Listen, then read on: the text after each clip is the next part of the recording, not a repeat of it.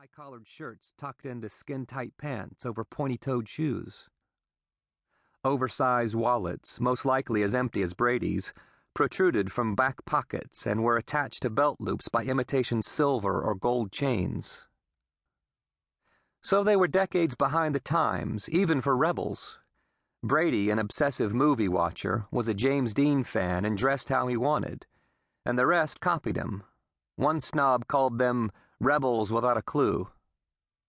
Brady scowled and narrowed his eyes, nodding a greeting. The fat girl with the bad face, whom Brady had unceremoniously dumped more than a year ago after he'd gotten to know her better than he should have in the back seat of a friend's car, sneered as she cradled her gigantic purse to her chest. "Still trying to play jock?" Brady looked away. "Leave it alone, Agatha." "More like a preppy," one of the guys said, reaching to flick Brady's schoolbooks. "You definitely don't want to start with me," Brady said, glaring and calling him the foulest name he could think of. The kid quickly backed off.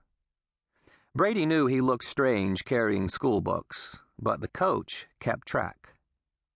The trailer park was the last stop on the route, and the yellow barge soon drifted in, crammed with suburbia's finest, jocks, preppies, and nerds, every last one younger than Brady. No other self-respecting kid with a driver's license rode the bus. In a life of endless days of open-fly humiliation, this boarding ritual was the most painful. Brady took it upon himself to lead the group.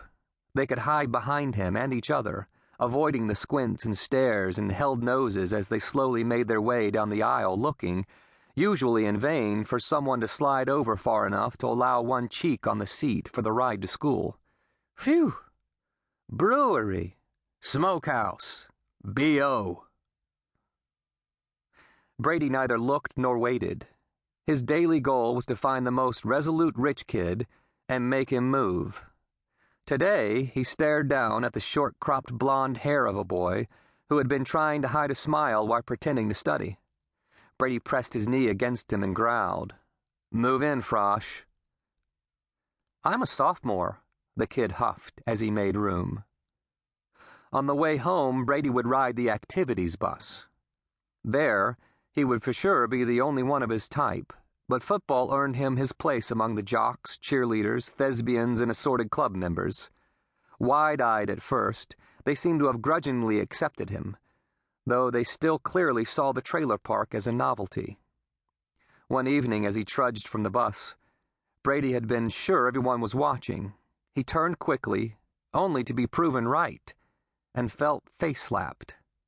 At least the trailer park was the first stop at the end of the day. 11 a.m. First Community Church, Vidalia, Georgia. Reverend Thomas Carey knew he wouldn't be getting the job when the head of the pastoral search committee, a youngish man with thick dark hair, dismissed the others and asked Grace Carey if she wouldn't mind waiting for her husband in the car. "Oh, not at all," she said, but Thomas interrupted. "Anything you say to me, you can say to her." The man put a hand on Thomas's shoulder and spoke softly. "Of course, you're free to share anything you wish with your spouse, Reverend, but why don't you decide after you hear me out?" Grace assured Thomas it was all right and retreated from the sanctuary. "You tell her everything," the man said. "Of course, she's my—" "She knows we saw you at your request, not ours, and that we didn't feel you warranted a visit to hear you preach?" Thomas Carey pressed his lips together, then, "I appreciate your meeting with us today."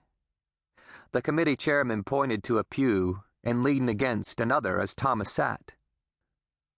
"I need to do you a favor and be frank with you, Reverend. I can tell you right now, this is not going to go your way. In fact, we're not going to bother with a vote." "That doesn't sound fair."